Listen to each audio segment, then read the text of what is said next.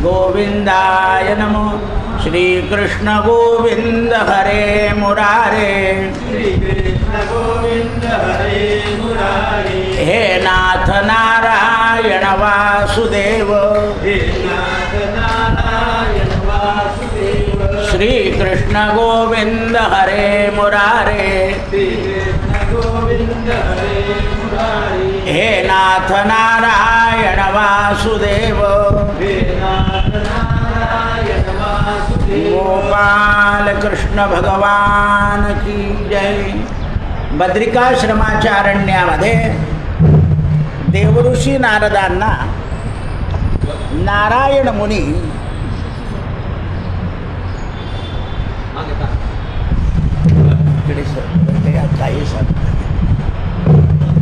नारायण मुनी सांगत असताना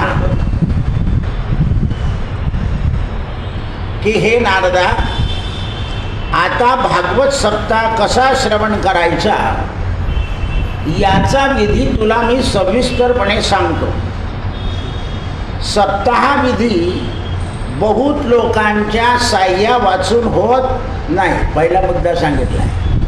कारण आपले जेवढे स्नेही आहे त्यांची मदत घ्यायची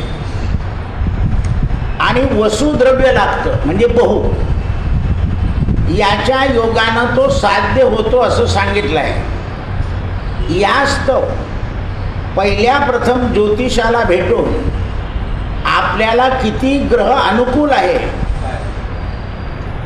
याचा विचार करून मुहूर्त ठरवावा आणि मुहूर्ताचा विचार केल्याप्रमाणे विवाहामध्ये ज्याप्रमाणे आपण वित्त आणि चित्त, लग्नामध्ये आपण काय करतो, आपलं चित्त आणि वित्त हे दोन्ही सारखं लावतो. चित्त आणि वित्त दोन्ही लावून ज्याप्रमाणे आपण लग्न करतो त्याप्रमाणे भागवत सप्ताह करावा. कारण वित्त लावून दिलं आणि चित्त नसेल तर उपयोग नाही, आणि चित्त लावलं आणि वित्त नसेल तर उपयोग होत जाईल. कारण द्रव्यावर देव अवलंबून नाही, द्रव्यावर व्यवस्था अवलंबून आहे. म्हणून मी बऱ्याच लोकांना काय म्हणतो, थोड्या लोकात करा म्हणजे तुमचं लक्ष राहील. सगळ्या नातेवाईकांना बोलवलं की त्यांच्या कामातच वेळ जातो, इकडे लक्षच जात नाही. कलियुगामध्ये वित्त गौण आहे पण चित्त महत्त्वाचं आहे. लोक वित्त लावून देतात पण चित्तच लावत नाही. म्हणून चित्त आणि वित्त हे दोघांचा जर समय होईल तो भाग्यवान, पण नुसत्या चित्ताचा संबंध होईल तो भगवंताचा. कारण चित्त लागल्यामुळे तो कोणाकडे जाईल, भगवंताकडे. सप्ताहामध्ये खर्च करून तो उत्सव केल्यानंतर तो जो खर्च आहे तो पुण्य मार्गामध्ये जमा होतो. पण सप्ताह केल्यानंतर आपल्या तोंडून त्याची जास्त वाहवा करायची. लोकांनी केली तर बोलायचं नाही पण मान हलवायची बस. आपल्या तोंडून जास्त वर्णन व्हायला नको. त्यावेळेस ते मोक्ष सूचक आहे. म्हणजे आपण जर आपल्या भागवत सप्त्याचं जास्त वर्णन करून नाही सांगितलं आणि लोकांनी आपली स्तुती केल्यावर आपण जर मौन धरून फक्त मान हलवली तर त्या भागवत सप्त्याने मोक्ष सूचक. म्हणून आता कोणत्या महिन्यात सुरुवात करावी, तर ज्या दिवशी सुरुवात करत असाल भागवताची त्या दिवशी भद्रा नावाचा योग नसावा, दग्ध योग नसावा, व्यतिपात नसावे, वैधृती नसावी आणि कालगंड योग नसावे. हे दोष सोडून द्यावे. कारण या दोष जर असतील तर काही काही गडबड होते. समजा आपण मिरवणूक काढेल तर वाजंत्रीवाला येणार नाही, फोटोवाला येणार नाही, मग आपली चिडचिड होईल. म्हणून हे सोडावे. उद्योगी पुरुषानं सप्ताहाविषयी साह्यानुभूत राहावं. कारण कोणाचंही साह्य घेत राहावं स्वीकारा. सप्ताहाचं वर्तमान जिकडे तिकडे कळवावं, पत्र पाठवावे पण वैष्णवांना आग्रहाने बोलवावं.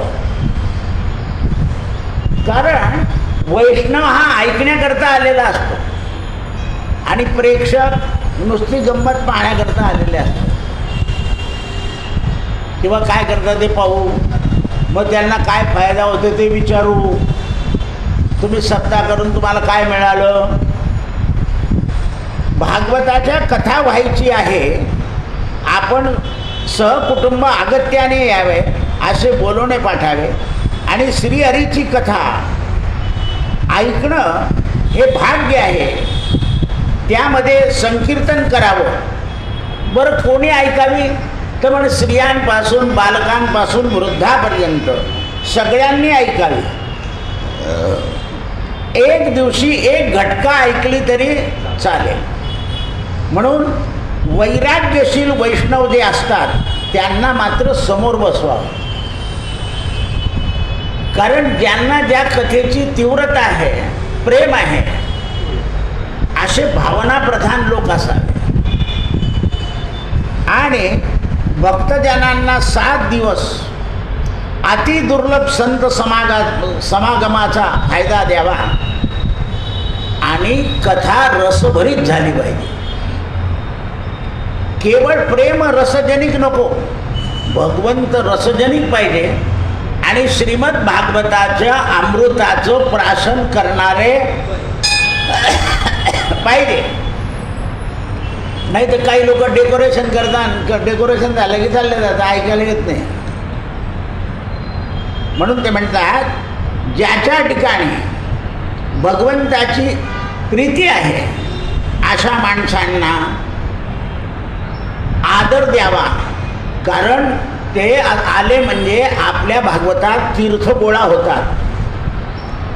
एखाद्या तीर्थावर जाऊन कथा करावी, एखाद्या बागेत करावी, वनात करावी, देवळात करावी, नसेल तर आपल्या घरातच करावी. बा इतकं व्यवस्थित समजून सांगितलं आहे. घरात सगळं सामान सुमान एका बाजूला लावून चांगल्या ठिकाणी आपली कथा करावी. निर्मळ सारवावं, उंच सकल ठेवू नये, रांगोळ्या काढाव्या, सुशोभित करावे, केळीचे खांब लावावे आणि उंच असा मंडप करावा. मंडप फलफुलाने सजवावा. बहुसंपत्ती न खर्च करता सजवायचा पण काय करायचा, बहु ध्वजा उभारावी. मंडपाच्या वरच्या भागामध्ये वेद्या कराव्या की ज्या ठिकाणी देव सहज येऊ शकतील. देव आले कसे समजायचे तर ब्राह्मणांनी मंत्रघोष केला की समजून जायचं देव आले. प्रथमतः त्यांच्या ठिकाणी योग्यता ठेवावी. वक्त्याला सुंदर आसन करावं. वक्ता उत्तराभिमुख बसला तर उत्तम, श्रोते पूर्वाभिमुख बसावे किंवा पश्चिमाभिमुख बसावे. वक्त्याच्या तोंडाकडे तोंड देऊन दक्षिणेकडे बसले तरी चालतील. म्हणून पूजक आणि पूज्य यांच्या मागे पूर्व दिशा असावी. म्हणजे देव बसवले तर देवाचं तोंड पश्चिमेला करावं आणि पूजा करणाऱ्याचं तोंड पूर्वेला करावं. आणि मध्यभागी कथेला सुरुवात करावी. विरक्त वैष्णव वक्ता असावा. वक्ता विरक्त पाहिजे आणि वैष्णव पाहिजे. दृष्टांत कुशलो वक्ता हा. वक्ता हा दृष्टांत देण्यात कुशल असावा. कार्यो नितीन निस्पृहा. त्याचं कार्य निस्पृह असं. अनेक धर्मधाता, अनेक धर्माचा धाता असून शुकशास्त्र पंडिता. शुकदेवांनी जे शास्त्र म्हणजे भागवत सांगितलं आहे याच्यामध्ये तो पंडित असावा. आणि श्रीमद भागवत कथा सांगण्याविषयी काय वर्ज करायचं तर वाईट वार्ता, मलेच्छन संभाषण, अभद्र अन्न, वक्त्याच्या आजूबाजूला जागा मोकळी सोडावी. कारण भागवताच्या आजूबाजूला सगळे देव गोळा झालेले असतात, म्हणून ती जागा मोकळी सोडावी. मी तुम्हाला सांगितलं ना, टेजला नमस्कार करणं विशेष असतं. कशाला सांगितलं? त्याच्याकरताच सांगितलं. कारण इथे त्या देवता कथेच्या वेळेला आलेल्या असतात.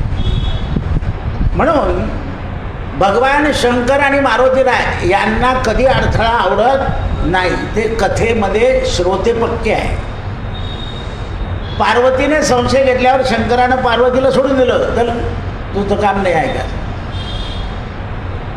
म्हणून हे दोन जे श्रोते आहेत, भगवान शंकर आणि मारुतीराय, यांना अडथळा होऊ नये म्हणून सगळ्यांनी शांतता ठेवायची. विघ्न निवारण होण्याकरता गणपतीचं पूजन करावं. आणि आपल्या पितरांना, मी एका ठिकाणी असा अनुभव पाहिला आहे की एका मुलाने वडिलांकरता कीर्तन आपलं भागवत सप्ताह केला, पण त्या व्यक्तीला जर ते आवडत नसेल तर त्या घरामध्ये सगळे विघ्न आत्तापर्यंत, म्हणजे भागवत झालं त्या दिवसापासून जे सुरू झाले तर आज तागायतपर्यंत विघ्नच आहे. म्हणून ज्या व्यक्तीविषयी तुम्ही करताय आहात त्याला ते प्रेम असलं तरच त्याचा उद्धार होतो, नाही तर त्याचा उद्धार नाही होत. हा धुंदुककाराला, या धुंदुककाराने काय केलं होतं, आपल्या आईलाही सांगितलं आणि भावालाही सांगितलं. आई पण गोकर्णाच्या स्वप्नात गेली होती की मी तुझी सख्खी आई नाही, मी तुझ्याशी कपट केलं, पण आता आमची दैन्य अवस्था झाली, आम्हाला तू मुक्त कर. मग धुंदुकार जसा मुक्त झाला तशी त्याची आई जी होती, धुंदुकाराची आईसुद्धा खरी आई नव्हती, तर खरी आई उद्धरून गेली आणि ही आई तशीच राहिली. कारण त्याने त्याच्या आईकरता प्रयत्न केले. म्हणून भगवान श्रीकृष्णाचा नमो भगवते वासुदेव या मंत्राचा जप करून षोडोपचार पूजा करावी. पहिल्या दिवशी उपवास करावा आणि भगवंताला प्रार्थना करावी, हे करुणानिधे आम्ही तुमची कथा करतो आहोत. तुम्ही ज्याप्रमाणे मगराच्या तोंडातून हत्तीला वाचवलं त्याप्रमाणे या संसार दुःखातून आम्हाला सोडवा. भगवंतापासून कोणाचाही उद्धार होत नाही. नंतर भागवताची पूजा करावी. धूप दीप म्हणजे गुगुळाचा सुगंध, त्या सुगंधाने, गुगुळाच्या सुगंधाने काय होतं म्हणे, त्या यज्ञाच्या ठिकाणी किंवा आपले अतृप्त पितर हे जे विघ्न करतात तर तो सुगंध आला की त्या विघ्नानं ते पितर निघून जातात. या दृष्ट लोकांना सुगंध आवडत नाही, पण लोभान आणि गुगुळ यात फरक आहे. आपण लोभानालाच गुगुळ समजतो. लोभानाचा आवाज वास वेगळा आहे, त्याच्याने भूत प्रेत प्रसन्न होतात. गुगुळाने देवता प्रसन्न. गुगुळाचा धुरापेक्षा सुगंध जास्त आहे आणि लोभानाचा धूर जास्त आहे. हे कीटक बिटक पळून जातील त्याच्याने. पण देवांना म्हणून धूप दीप झाली आरती, धूप लावावा, भागवताच्या पुढे श्रीफळ ठेवावा आणि नमस्कार करावा. केवळ स्तुती भगवंताला प्रत्यय, साहित्य नाही. काय सांगितलं? साहित्य नाही, कारण प्रत्येक भागात वेगवेगळं साहित्य असेल. एखाद्याची नारळाची ऐपत नाही, त्याने सुपारी ठेवली तरी चालेल. अशा श्रीमद भागवतामध्ये भगवान श्रीकृष्ण वास्तव्य करून आहेत ही खात्री ठेवायची आणि म्हणूनच त्याला प्रदक्षिणा आहे. नमस्कार केल्यानंतर भगवान संसार समुद्रातून आम्हाला तारुण्य अशी प्रार्थना करावी आणि मनोरथ पूर्ण होण्याकरता माणसानं उपवास करावा. हे नारदा, भगवंताची दीनवाणीनं स्तुती केल्यानंतर वक्त्याची पूजा करावी.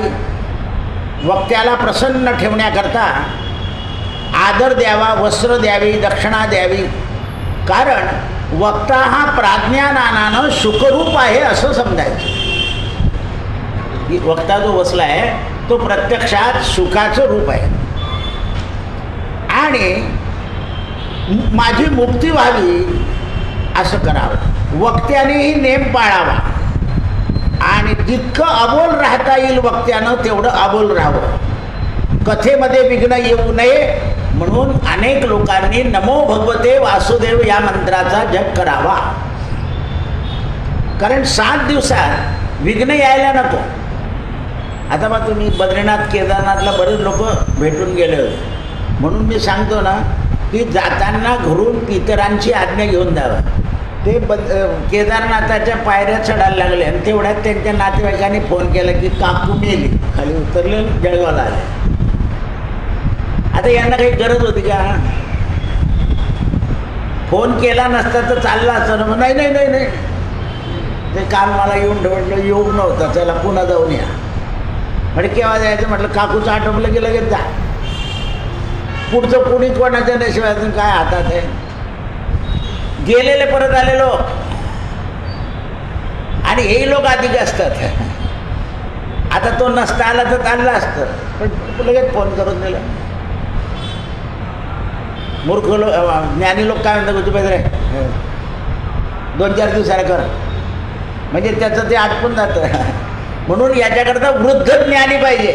कोणते ज्ञानी पाहिजे जवळ? वृद्ध ज्ञानी. नुसते पंडित नको. पंडित फार खराब असतात. पूर्वी पोस्टमन अर्धपत्र घेऊन आला की भाऊ काय करताय आणि जेवण करताय. मी येतो तिकडून जेवून घ्या आणि मग आल्यावर तो सांगायचा. आता तर लगेच मोबाईल वाचतो जेवता जेवता उठा जा. पूर्वी हे ज्ञान होतं, आता काहीच ज्ञान नाही राहिलं. अहो नुसतं तुम्ही कोणाचा फोन नाही उचलला जास्ती झालं तो आपल्यासारख्याचा फोन नाही विचारत असं बोलायला लागत होतं. आता तो घरात आहे का स्नान करतो आहे का कुठे गेला आहे. सगळ्या गोष्टी कशा झाल्या आतुर.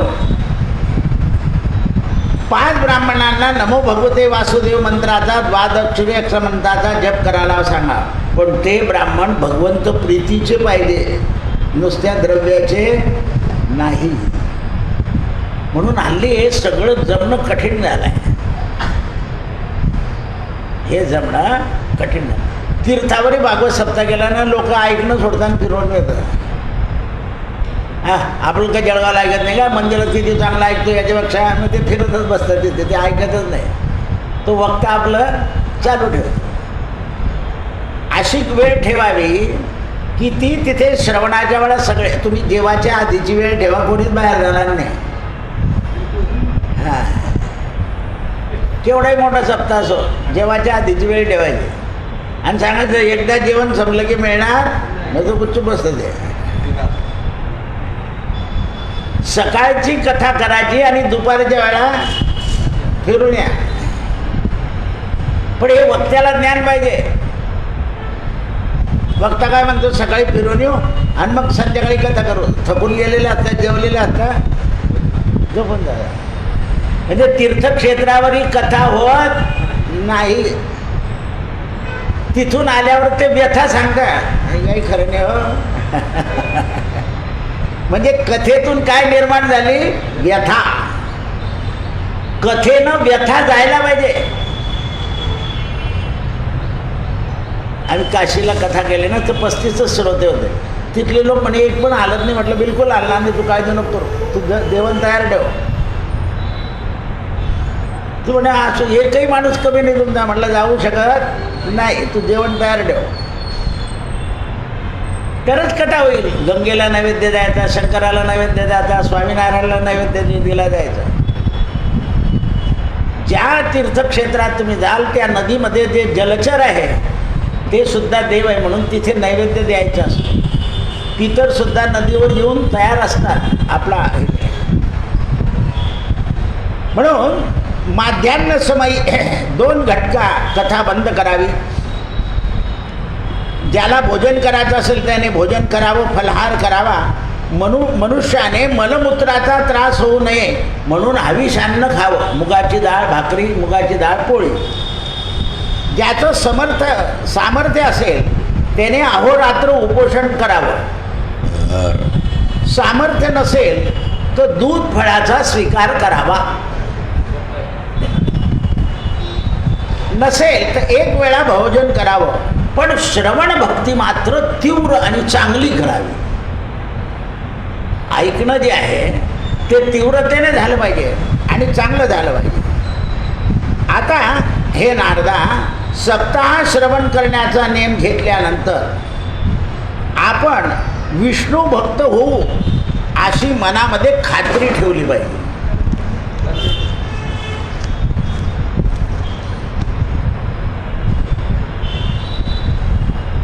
कथा व्रत करणाऱ्या पुरुषांनी ब्रह्मचारी व्रत पालन करावं आणि भूमीवर झोपावं, पत्रवाळीवर जेवण करावं. कथा संपल्यावर काय करावं तर प्रति दिवशी देवाचं ध्यान आणि देवाचा जप करावा. आणि पहिल्या दिवशी आपण जे ऐकलं आहे त्याची 2-3 लोकांमध्ये चर्चा करावी की काय आज नवीन ऐकलं आपण. त्या चर्चेतून आपल्या बुद्धीमध्ये प्रीती निर्माण होते आणि प्रीती निर्माण झाली म्हणजे आपल्या इंद्रियांना वळण लागतं.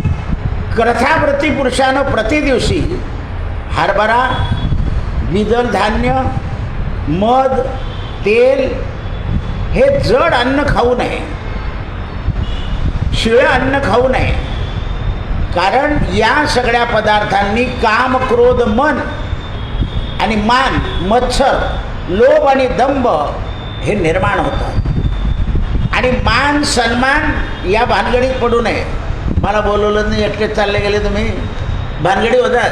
यात्रेतच भानगडी होऊन जातात, गाडीतच भानगडी होऊन जातात. तुम्ही जेवायला बसून गेले, आमची काही वाट निभाली नाही सर्व. म्हणून जो कथा श्रवण करणारा असेल त्याने वेद, विष्णुदेव, ब्राह्मण, गुरु, गायी यांची सेवा करावी. साधू, संत आणि महंत यांची निंदा नाही करू. त्याला द्यायचं असलं तर द्यावं, पण त्याची निंदा नाही करावी. तसंच अंत्यत, मलेच्छन, पतित जे भ्रष्ट झालेले आहे, माता पिताला न वागवणारे, ब्रह्मद्वेषी अशा लोकांशी 7 दिवस संभाषण करायचं नाही, कारण ते काहीतरी उपद्रव उकरून काढतात. तसंच सत्यभाषण करावं, शुचिरभूत व्हावं, भूतदया ठेवावी, सरलता, नम्रता आणि मन उदार ठेवावं. नियम राखून कथावर्ती वर्तन करावं. सप्ताह श्रवण कोणी करावा असं म्हणशील तर दरिद्री चालतो, क्षयरोगी चालतो, रोगी चालतो, भाग्यहीन सांगतो, पापी चालतो, निपुत्रिक चालतो, पुत्रिक चालतो. सगळ्यांनी कथा ऐकावी. तसंच बालक, तरुण, गर्भवती स्त्रिया यांनी सुद्धा कथा सप्ताह श्रवण करावा. याप्रमाणे 7 दिवस यथाविधी भागवत श्रवण केले असताना तेणे करून अक्षय फल प्राप्त होते आणि कथेचं उत्तम फल प्राप्त होतं. कोट्यावधी यज्ञ केल्याचं पुण्य प्राप्त होतं. हे नारदा, याप्रमाणे व्रतविधान करून त्याचं उद्यापन करावं. उद्यापनामध्ये फलाची अपेक्षा ठेवू नये. आणि भागवत ऐकल्यानंतर जन्माष्टमी, रामनवमी, दत्त जयंती, हनुमान जयंती उपवास केलेच पाहिजे. या 5 उपवासाने देवाची प्रीती वाढून उत्सवाला गेलेच पाहिजे देवळामध्ये. कारण हे जे 5 व्रत आहेत देवांच्या जन्मोत्सवाचे, या जन्मोत्सवाच्या व्रतामध्ये आपल्यामध्ये दिवसेंदिवस ईश्वरी प्रीती वाढत जाते. पूर्वी खेड्यागावांमध्ये रामनवमी असले की प्रत्येक तोरणं लावायचे, घराला ध्वजा तोरणं लावायचे. आता तोरणाचे पानं मंदिरातून न्यायची तयारी ठेवतात. मंदिरात आणायचे नाही. आपलं तोरण लागलं पाहिजे देवाला. म्हणून पण आपल्याकडे एकादशीला सुद्धा लोक तोरणं बांधतात. कारण एकादशी हा महिन्यातला 15 दिवसातला महिन्यातले 2 दिवस आणि 15 दिवसातला 1 दिवस भगवंताच्या प्रीतीचा उत्सव आहे. जसं आपल्या देशाचे 2 दिवस आहे, 15 ऑगस्ट आणि 26 जानेवारी. पूर्वी लोक घरी सुद्धा उत्सव करायचे, गोड खायचे, सत्यनारायण करायचे 15 ऑगस्टला 26 जानेवारीला.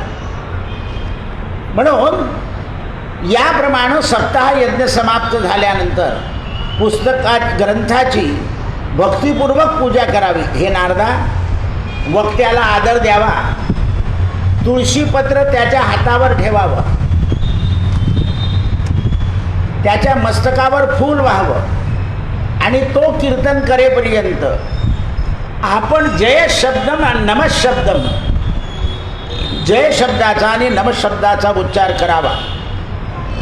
शंख भेरी टाळ वाजवावे.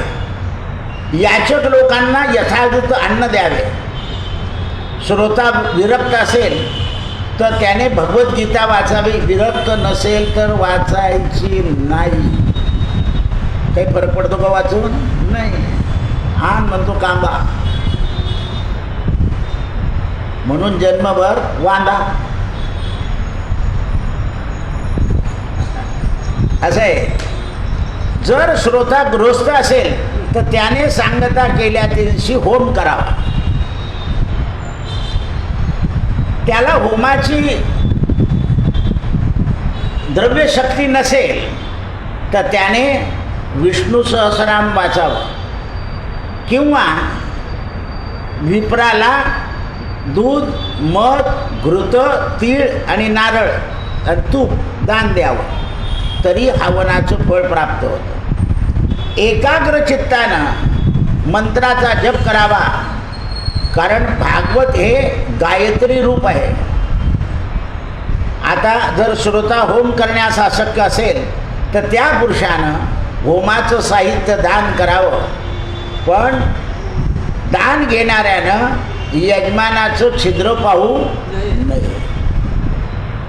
हा कसा आहे काय असं काही नाही पाहिजे, कारण दानाचं फळ घेणाऱ्यालाही आहे आणि देणाऱ्यालाही आहे. कारण देवाचं दान हे सत्पात्र असतं. देवाच्या दानाने, म्हणून पुरुषोत्तम मासामध्ये सगळ्यांना दान द्यायला सांगितले, जावई, भाचे, ब्राह्मण. कारण देवाचं जे दान आहे त्याच्यामध्ये दोष नाही. तुम्ही तिरुपतीला गेले तर असे चिंध्या फेकतात ते, कारण देव हा चिंध्या देव आहे तिरुपती. म्हणून आपल्याकडे सुद्धा उत्सवामध्ये देवाचे वस्त्र वाटले असे फेकले जातात, कारण ते दान आहे देवाचं. तुम्ही कोल्हापूरला जर गेले साडी घेऊन गेले तर आधी तुम्हाला ते विचारतात साडी किती रुपयाची आहे? 400 रुपये. तुम्हाला उद्या पाहिजे असेल तर ही नेसवलेली साडी घेऊन द्यायची, पुन्हा 400 रुपये जमा करायचे.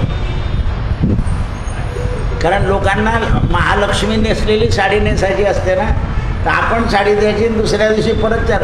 काही लोक खोटं बोलतात, सांगताना 200ची सांगतात, कारण परत देताना 200 रुपये द्यावे लागतात. पण ती भारी असली की त्यांना कळून जातं की हा खोटा बोलतो आहे. आपल्या पुढे बोलत नाही. कोणापुढे बोलतो आहे? लक्ष्मी पुढे.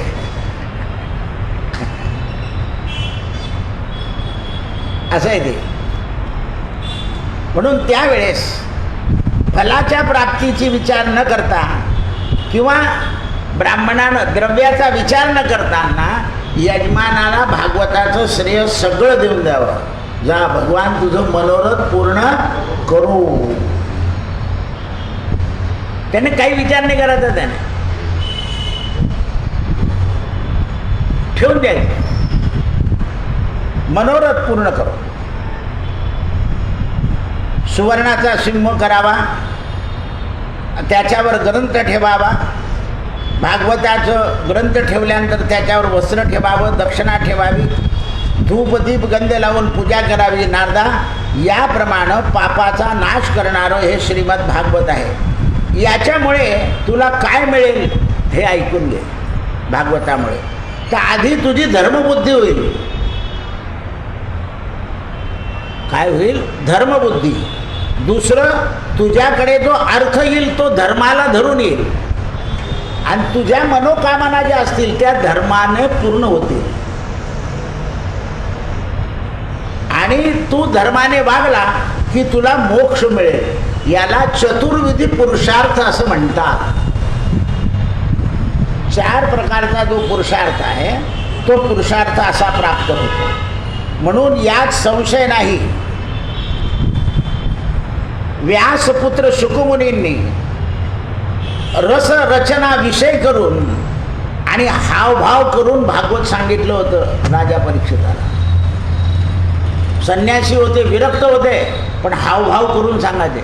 वक्त्याने जर हावभाव केलं तो श्रोत्यांना कथा चांगली समजते.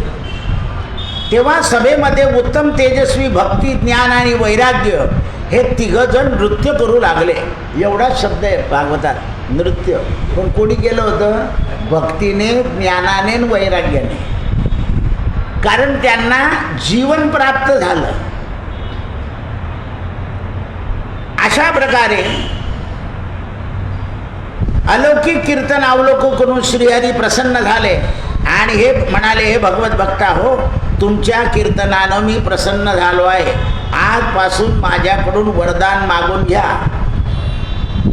तर या ज्ञान, वैराग्य आणि भक्ती यांनी देवाला नमस्कार करून एक मागितलं. काय मागितलं? असा भागवत सप्ताह नेहमी घडू द्या. म्हणजे आम्हाला काय घडेल? आनंद.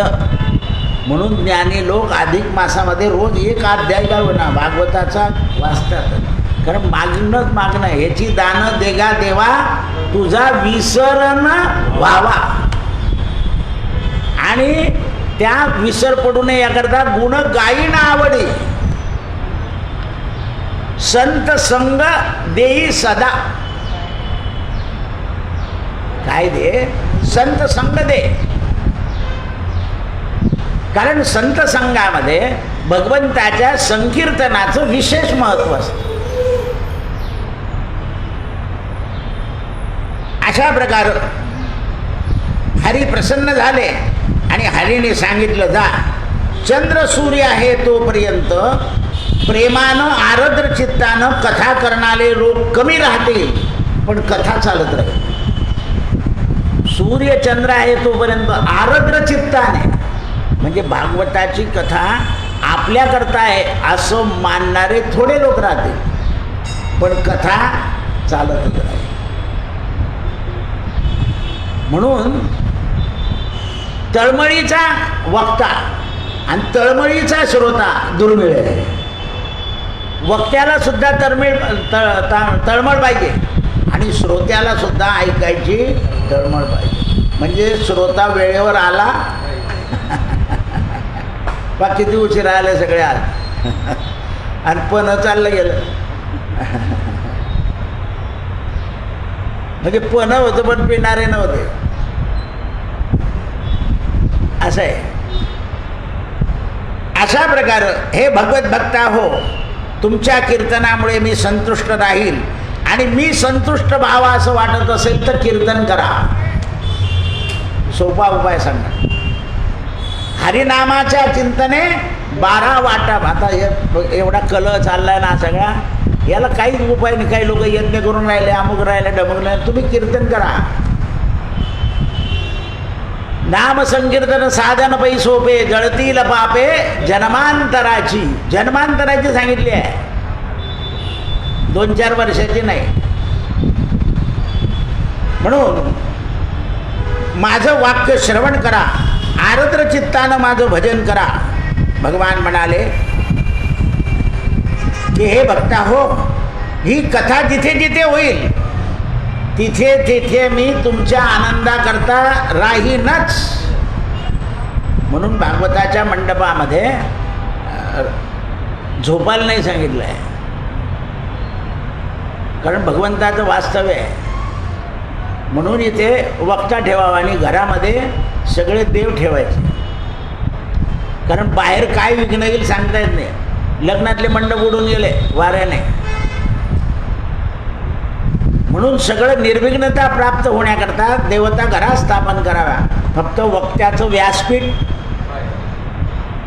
बाहेर असावं. आणि त्यावेळेस भक्तांनी सांगितलं की देवा आम्ही ज्या ज्या वेळेला तुमचं संकीर्तन करून तुम्ही यावं असं एक वरदान द्या. भगवान म्हणाले तथास्तु. भगवान श्रीहरी अंतर पावले. सूत म्हणतात शौनदालिका हो. भगवान अंतर पावल्यानंतर प्रथम त्यांच्या पाया पडून नारदानं शुकादिकांना नमस्कार केला आणि कथामृताचं प्राशन केलं. म्हणजे सनक सनानंदांची कथा ऐकल्यानंतर शुकमुनी सनक सनानंदांची कथा ऐकायला आलेले होते. राजा परीक्षिताला आधी सांगून झाले, सनक सनानंदांना नंतर सांगितले, तर ते आले होते कथा ऐकायला. एवढे स्वतः विरक्त कथा करणारे शुकमुनी दुसऱ्याच्या कथेमध्ये सुद्धा जाऊन बसत. कारण गुणग्राही मनुष्य गुणाचा स्वीकार करतो. गुणग्राही म्हणून त्यावेळेस शास्त्रामध्ये जे जे सांगितलेलं आहे, शुकमुनीनं नवीन नवीन प्रकारची रचना सांगितलेली आहे. फरक काय आहे? तो विरक्त मनुष्य भावार्थ, तत्वार्थ, वाच्यार्थ, गूढार्थ आणि अध्यात्मार्थ 5 अर्थ सांगतो. विरक्त माणूस जो आहे तो भागवताच्या कथेतले 5 अर्थ सांगतो. कथावाचक जो आहे तो फक्त गोष्टी रूपानं सांगतो. म्हणून विरक्त लोकांचं भागवत जे आहे ते 5 प्रकारानं माणसावर परिणाम करतं. नाही तर बा 3 तासामध्ये 12 भजनं म्हटले म्हणजे किती वेळ गेला? सालीमध्येच अर्ध कीर्तन उरकून टाकतात.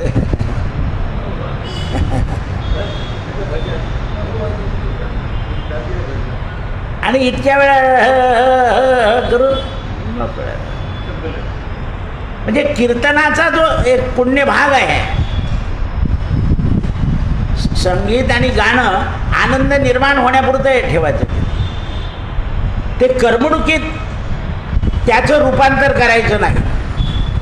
म्हणून त्यावेळेस श्रवणाच्या द्वारानं श्रोत्यांच्या हृदयामध्ये परिवर्तन झालं पाहिजे आणि संसार सागर हा आपल्याला बुडवणार आहे याची खात्री श्रोत्यांना झाली पाहिजे की हा जो संसार सागर आहे हा बुडवणार आहे आणि जन्म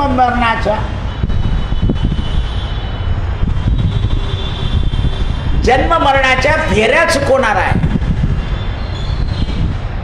जन्म मरणाचा फेरा चुकविला याची खात्री होते. म्हणून संसार रूप समुद्रामध्ये तरुण जाण्याकरता भागवताची मोठ्याने गर्जना करा. कारण गर्जना केल्या की पशुपक्षी पळून जातात. बघा, नुसती टाळी वाजवली की चिमणी उडून जाते. कावळ्याला खडा मारावा लागतो तेव्हा उठतो. प्रत्येक पक्षाचं वेगवेगळं आहे. मच्छराला रुमाल हलवलं की निघून जातो हवा सुटली की. पण डेंगूचा ड्रास जात नाही. नुसती अशी टोच मारली की शरीरात पोचून देतो तो विष. म्हणून ते काम क्रोधाधिक राक्षस मर्दोनी. काम आणि क्रोध हे राक्षस आहे. देह अहंभाव रावण निवटोनी. देह अहंभाव रूपी जो रावण आहे त्याचा नाश करायचा आहे. म्हणून श्रीमद भागवतानं राजाला काय मिळालं तर मी देह नाही हे मिळालं. आणि जेव्हा मृत्यू आला त्यावेळा राजा घाबरला नाही.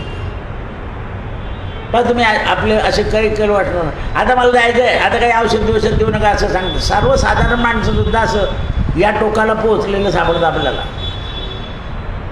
आणि काही लोक अरे काही द्या रे, अरे काही द्या रे, अरे काही द्या रे.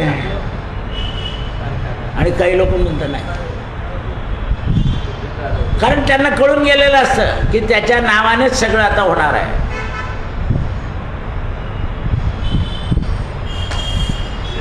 म्हणून रामरक्षामध्ये एक श्लोक आहे, रामरक्षा पठे प्राज्ञा पापग्ने सर्व घाम.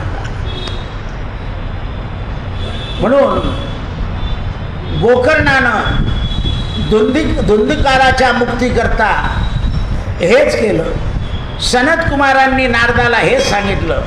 कोणत्या वेळेस काय वेगळं सांगितलं आहे. सूत म्हणतात, हे शौनदादिका हो, भगवान श्रीकृष्ण निजधामाला गेल्यावर कलियुग सुमारे 30 वर्षानं होऊन गेलं. 30 वर्ष होऊन गेलं. भाद्रपद महिन्यामध्ये शुक्ल पक्षाच्या नवमीपासून शुक्राचार्यांनी राजा परीक्षिताला कथा सांगायला आरंभ केला. म्हणजे भगवान गेल्यानंतर 30 वर्षाने कथा सुरू झाली आहे. परीक्षित राजाचं श्रवण केल्यानंतर कलियुगाचे 200 वर्ष होऊन गेली असताना आषाढ महिन्यामध्ये नवमीच्या दिवशी गोकर्णानं धुंदुकाराच्या मुक्तीची कथा केली. म्हणजे राजा परीक्षिताची कथा झाल्यावर 200 वर्षानं धुंदुकाराची कथा झाली. म्हणून ही भागवतात येत नाही, ही पद्मपुराणात आहे. काही लोक मग भागवतात तर नाही आहे, भागवत ते पद्मपुराणात दाखवतात. आणि भगवंत गेल्यानंतरची कथा जी आहे, आणखीन एक महात्म्य आहे, ते उद्धवाने सांगितलेलं आहे. आणि त्या महात्म्यामध्ये असं आहे की ज्या वेळेला उद्धव भगवान निजधामाला गेल्यानंतर भगवंतानी एकादश स्कंद उद्धवाला समजून सांगितला. आणि उद्धव बद्रिकाश्रमातून पुन्हा वृंदावनात आले. आणि वृंदावनात भगवंताची कथा करत असताना राजा परीक्षित आला ऐकायला. हस्तिनापुरात उद्धव थांबून गेले. राजे, तुम्ही माझी कथा ऐकू नका. म्हणाले, का? तुमची अजून कथा ऐकायचं वेळ आलेली नाही. तुम्हाला विरक्त मनुष्य कथा सांगायला लागेल. म्हणे मग माझ्याकडून काही सेवा करून घ्या. तर म्हणाले, तुम्ही या वृंदावनामध्ये भगवंताने जेवढ्या लीला केल्या आहे, ह्या लीलांचं स्मारक करा. म्हणून पहिलं स्मारक राजा परीक्षिताच्या हातून झालेलं आहे. सगळ्या ज्या लीला आहे, हे कुंड वगैरे, आता बा नंतर काय झालं, अतिक्रमणं झाले. अतिक्रमणात नुकसान झालं. आता पुन्हा जेव्हा संत मंडळी आली, त्यांनी ते सगळं सजवलं आहे.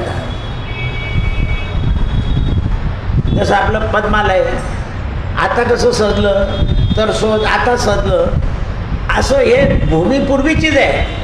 पण ही सुंदरता कालानुसार आलेली आहे. पण तिथलं जल, तिथली भूमी आणि तिथलं नाम हेच तीर्थ आहे. काही लोक म्हणतात तेव्हा का संगमनेर दगड होते का? म्हटलं तुझ्या बाथरूमला होते का इतके दिवस, असं सांगावं लागतं त्याला. बाथरूमला संगमनेर दगड, आता काही महत्त्व राहिलं का त्याला? रोज त्याच्यावर नाक. नाही तर पूर्वी संगमनेरी दगड फक्त देवळातच वापरत होते लोक. आता कुठलाही दगड कुठेही.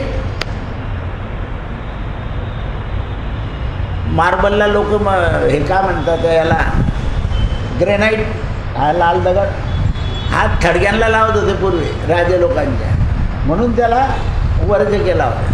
पण तो आता इतका उसळला की कुठेही लागतो. तर कलियुगामध्ये कोणाचं भाग्य उजळेल याचं महत्त्व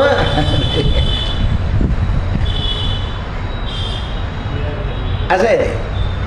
तर राजा परीक्षिताने, कारण राजा परीक्षित होता, त्यावेळेला राजाच्या हातात धन होतं, म्हणून उद्धवाने सगळं व्यवस्थित करून घेतलं. मग खरं राजा परीक्षिताने व्यवस्थित केलं का उद्धवाने केलं? तर उद्धवाने केलं आहे. भक्त कोणत्या मार्गाने काय महती वाढवतील सांगता नाही. हे लक्षात आलं पाहिजे. आपल्या पंढरपुरात नाही का, पुंडलिकाच्या मंदिरात इतके पाकिटं मारले जातात की विचारता सोय नाही. अजूनही बंद होत नाही ते. तर काय करायचं, तिथे एकदा पाहून आले आणि तुम्ही बाहेरून दर्शन करायचं निघायचं. कारण त्या ठिकाणचे कार्यकर्ते जे आहे ते काही इलाजच नाही, ताबडतोब वस्तू जाते तिथे, जायचं नाही मध्ये.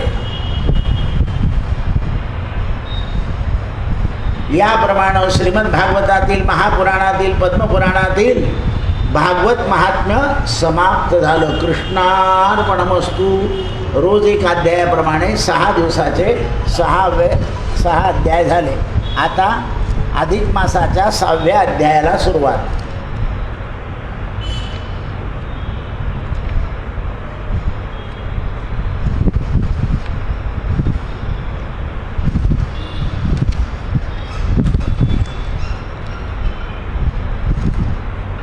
श्री गणेशाय नमः. श्रोते कथा पावन सूत सांगे शौनतादिका लागुन नारायणाचे पूर्वक्त वचन ऐकोनी नारद प्रश्नती म्हणे हो नारायणा आपण जो कथिला दृढधन्वा म्हणून तयाचे कथानक पूर्ण करून मज सांगा. महाराज तुम्ही सुरुवातीला जो दृढधन्वा नावाचा राजा सांगितला त्याची कथा सांगा. ते ऐकून नारायण मुनी म्हणे नारदा पुरातनी गंगे परी कथा पावनी सांगतो ऐक समग्र. म्हणे हे नारायण मुनी सांगतात नारदा मी गंगेप्रमाणे जी भगवंताची कथा आहे ती सांगतो. पूर्वी हय हय देश नृपती महापराक्रमी शुद्धमती चित्रधर्मा नामे जगती प्रसिद्ध झाला. हय देशामध्ये चित्रधर्म नावाचा एक राजा होऊन गेला म्हणे. तया अशी झाला एक पुत्र महातेजस्वी विशाल नेत्र दृढधन्वायसे पवित्र नाम ठेविले. त्याला चित्रधर्मा नावाच्या राजाला जो मुलगा झाला त्याचं नाव दृढधन्व. जैसा वाढे अनुदिन तैसा अंगी भरत सद्गुण कदान बोले मिथ्यवचन धर्मपारायण सदा. हा दृढधन्व राजा लहानपणापासूनच सत्य बोलायला लागला म्हणे. आणि सत्यानं काय होतं सगळी कला आपल्याला अनुकूल होते. आपण जेवढं असत्य वाईट आचरण करतो तेवढ्याने आपल्या स्मृतीची ताकद कमी होते. आणि जेवढं चांगलं काम परोपकार मातापितांना नमस्कार सद्भावना आपली वाढत जाईल तशी तशी स्मृती कायम राहते. म्हणून देवीच्या चरित्रात असं म्हटलंय या देवी सर्व भूतेषु स्मृती रूपेण संस्थिता. शेवटपर्यंत काय चांगली राहिली पाहिजे स्मृती. भ्रम व्हायला नको आणि म्हातारपणी चिडचिड व्हायला नको. कारण चिडचिड झाले की माणसाचं तंत्र बिघडून जातं. सुख आणि दुःख हे स्थिरतेने अनुभवता आले पाहिजे. आणि मग भगवद्गीता वाचायची सुखदुःखे समे कृत्वा लाभा लाभो जयाज. जीवनामध्ये केव्हा लाभ असतो केव्हा हानी असते. हे दोन्ही गोष्टी असतातच. हा जगाचा व्यवहार आहे. नेहमीच लाभ होत नाही. कारण आपला लाभ झाला तर दुसऱ्याची हानी होते. दुसऱ्याचा लाभ झाला तर आपली हानी होते. परस्पर आहे. म्हणून त्यावेळेस हा मुलगा महान तेजस्वी आणि बुद्धिमान स्वबुद्धी सवेग चतुर्विद्या यथा सांग गुरुपासोनी अभ्यासला सर्व लक्षण संपन्न राजनीती झाला प्रवीण शौर्य राजगुण अंगी पूर्ण संचारले. पुढे पावला यौवन पुत्रवतमानी प्रजा सर्व वर्तन चांगले सर्वदा ते पाभोनी चित्रधर्मा विचार करी मनात. सगळ्या अनुकूल वातावरणाचा मुलगा झाल्यामुळे राजा विचार करतोय की आता या संसारात किमर्थ राहावं. व्यर्थ काळ दणवावा का सर्व संग त्यागोनी हरिभजन करावे. आपला मुलगा जर चांगला झाला सगळं सांभाळलं तर सोडावं लवकर. म्हणून पूर्वज महाराजांची रीती आपणही अनुवृत्ती ऐसा ठेवून चित्ती स्नेहपाश तोडीला. म्हणून मनामध्ये जो स्नेहपाश होता तो काढला. पुत्रासी राज्य बैसवनी पुलाश्रमी गेला आपण अंतरी करत कृष्ण स्मरण दावण चालले. त्याला गादीवर बसवलं निघून गेला. निर्हार राहिला सतत निद्रा वर्जली दिनरात ऐसे फक्त पकर बहुत मोक्षासी जाता झाला. आणि राजा मोक्षाला गेला. ऐकोणी पित्याची सद्गती हर्ष शोक झाला दृढधन्व्यासी.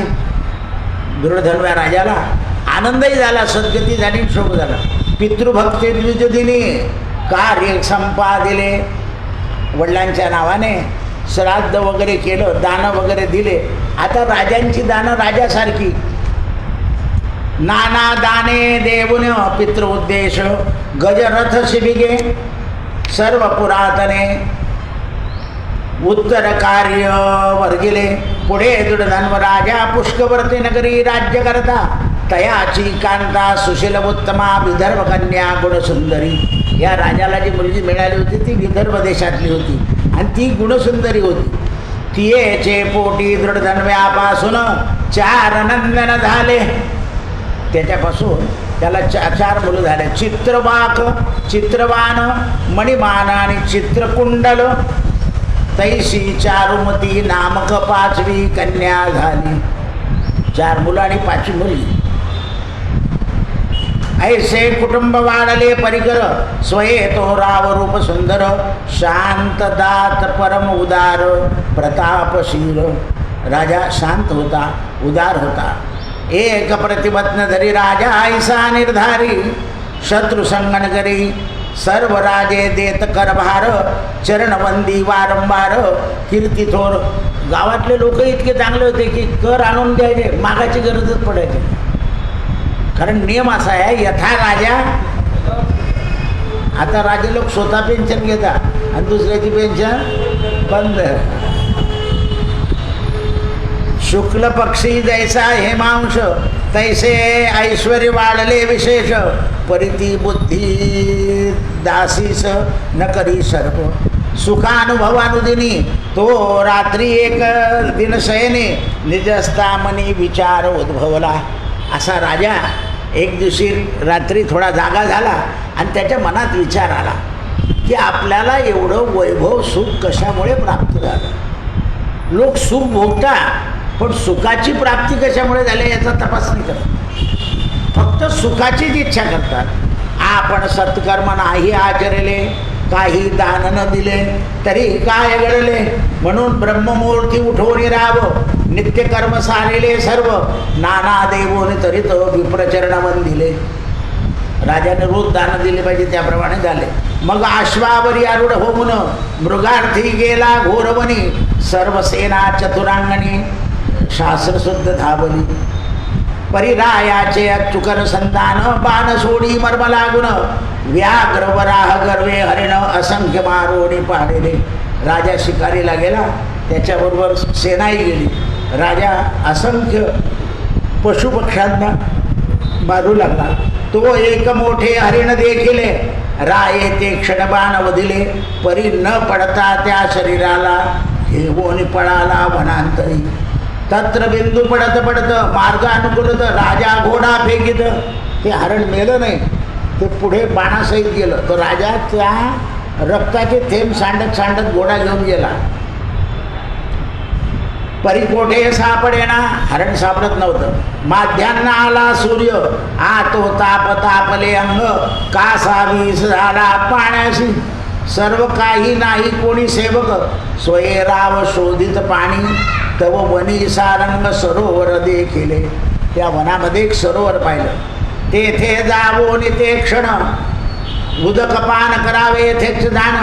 आणि आश्वास जळ पाजून तिरी ठाकला. तो गगनचुंबी एकट वटवृक्ष देखिला. तयाची छार्याद्भुत घनदाट पसरली. तिथे एक वडाचं झाड होतं. आजूबाजूला छाया पाहिली, तिथे बसला. घोडा बांधून दिला. राजा बैसला छायेशी. तो एक सुंदर शुकपक्षी, एक पोपट बसला होता झाडावर. आवची तप तेथे आला आणि मनुष्य वाणी अवलोकी रायासी. माणसाच्या वाणीप्रमाणे राजाशी बोलतो. पुन्हा पुन्हा एकची श्लोक पडता झाला. आता काय म्हणतो तो? विद्यमान तुल सुखमानसी तेथ. न भूतले न चिंतसी तत्परिस्थिती. अरे या भूतलाचं सुख काय मानतो म्हणे आणि काय त्याचं चिंतन करो. भूतळीच्या दृश्या सुख नाही. या भूमीवर जेवढं सुख आहे ते खरं सुख नाही. अनुपमुख्य ऐसे मानसी. परी विचार न करशी तत्वाचा. तू तत्वाचा विचार करत नाही म्हणे. काही इथे तत्व जाणावं लागतं. हे सुख सुख नाही आहे. पाहत आहे पंखे चालले, आपण बसले, आरती झाली की घरी जावं लागेल. जरी जायचे नाही ठरवलं तरी भूक लागेल. भूक म्हणेल चला घरी. शोकोक्त एक नर नायक अंतरा माझी मोहरी ग पाहून विचार करी. हा शुकपक्षी वारंवार तो श्लोक म्हणतोय म्हणे, कृष्ण सेवक परीक्षित निमग्न झाला भवाब्दी सुखदेवे उद्धरले. सुखदेव म्हणजे पोपटाच्या रूपाने सुखदेवाचा उद्धार झाला होता. हा पोपट सुखच असला पाहिजे म्हणे. तया परी राय उद्धरे शुकरूप व्यासतने सुखचे आला नसेल त्या विनायशी कोठोनी वाणी तव राव विचार करी म्हणे तेथेची वाहिनी. तेवढ्या वेळात सेना आली की रगुप्त झाला. सेना आल्याबरोबर पोपट उडून गेला. राजाच्या मनामध्ये तो श्लोक भ्रमस्तावदशा झाली. घरी येवोनी पट्टराणी गुणसुंदरी हस्त जोडोनी विनवी. हे प्राणनाथा आज काय ऐशी अवस्था खिन्नता आली कोठोनी. एवढं तुम्ही शिकार करून आले आणि खिन्नता काय आली म्हणे. आता मजवरी दया करा भोजन करा. राजा सुखाचा विचार करीत राणीस झाले अपार दुःख पती चिंतेचा सार समजेना. पुढे एकदा वाल्मिकी ऋषी राजगृहासी आले. दैवयुगाने वाल्मिकी ऋषी राजाच्या राज्यात आले. ज्यांनी रामायण रचिले रात्री आपण तेच ऐकले. म्हणून रामायण लावायचं असतं अधिकात. सकाळी भागवत म्हणणार याचं उत्तर त्याच्यात आहे त्याचं उत्तर याच्यात आहे. लोक दाताचं रामायण झालं होतं म्हटलं जाऊ दे, कारण उत्तर आहे एकमेकाचे. कारण राम सत्य आणि कृष्ण प्रेम आहे. सगळं जग सत्य आणि प्रेमात भरलेलं आहे. आपल्याकडे नसलं तर आपल्याला दिसत नाही मध्ये. आणि सत्य आणि प्रेम असलं की देवाचं नाव मनुष्य विसरत नाही. सत्य साच खरे नाम विठोबाचे बरे. शुक्य वाक्य मनी स्मरता मधुरवाणी राजा बोलता. भगवान सांप्रत कृतकृत्य झालो माझ्या जन्माचे सफळ आज तुम्ही आले माझ्या घर. वाल्मिकी ऋषी आल्यामुळे धन्य धन्य. ऐसी रायाची नम्रवाणी ऐकोनी वाल्मिकी मुनी. संतोषोनी म्हणे राजा तू धन्य धन्य माझा केलासी आदर. परी तू चिंता दुर्गा ते सांग. अरे मी आल्यावर तुला आनंद व्हायला पाहिजे तर चिंता आहे म्हणे तुला. तर म्हणे मृगरार्थी गेलो असता एक शुक हा श्लोक बोलला की विद्यमान जगासी काय सुख मानसी. तर म्हणे याचा अर्थ काही समजत नाही महाराज. म्हणे राजा हे अश्व घोडे घेणे हे काही दिवसापुरते ना. या शरीराला जरा येईल आणि जरा आली की मरण. मग काय सुख आहे. एवढं सुख भोगशील पण जरा यायला नको होते ना. पण जरा येणारच आहे आणि जरा आली की मरण येणारच. जन्म मृत्यू जरा. म्हणून देवाने काय केलं म्हणजे संतांनी काय केलं देवाच्या अंगाचं तीर्थ काढलं आणि तीर्थ 3 वेळा घेऊन जरा जन्म मृत्यू चुकवण्याचा प्रयत्न. अकाल मृत्यूहरणम सर्व व्याधी विनाशनम. पण आपण तीर्थ घेताना सुद्धा गप्पा मारतो.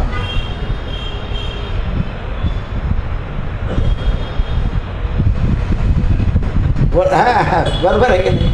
किती प्रेमाने गेलं पाहिजे ते. अकाल मृत्यूहरणम सर्व व्याधी विनाशनम विष्णुपादोदकं तीर्थं जठरे धारयामि.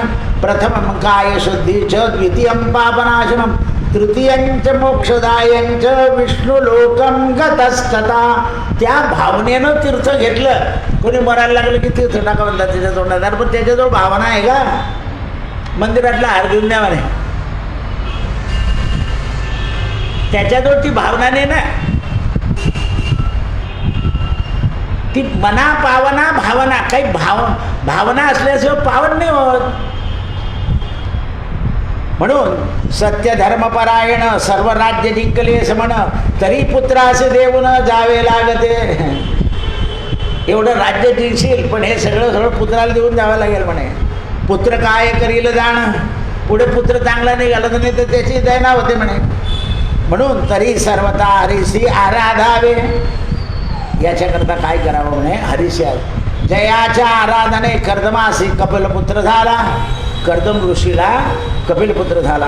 ते प्रियेचे वचन ऐकून विप्र पावला समाधान, हरीच्या आराधने लागून निश्चय केला तात्काळ.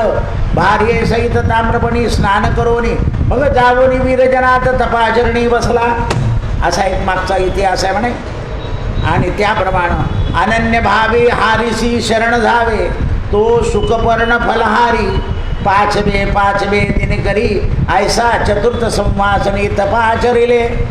आणि म्हणून त्या मागच्या जन्माचं तुझं जे पुण्य आहे, त्या पुण्यानं त्या पोपटाने तुला उपदेश केला. त्या ऋषीने असं तप केल्यावर त्या ऋषीला भगवंताचं दर्शन झालं. दीनोद्धारक शरणांगत रक्षक ऐसे बोलोनी भक्तजन, त्या ऋषीशी दिलावर तरी दयाळा कृपा करून हे रक्ष रक्षमज सत्वरी. ऐसे विनवोनी बहुत देवसी सहित भगवंत पुढे हात.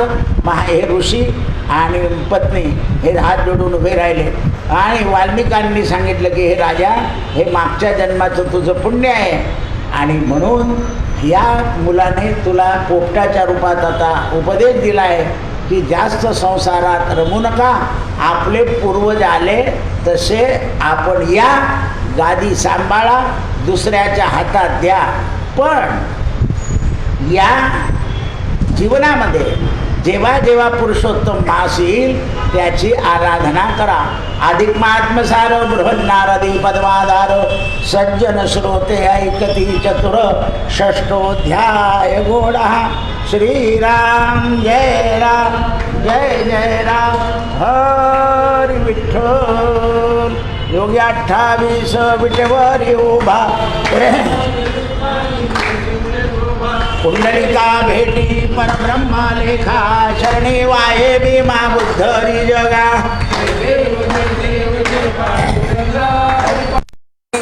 रुक्माई वल्लभाईच्या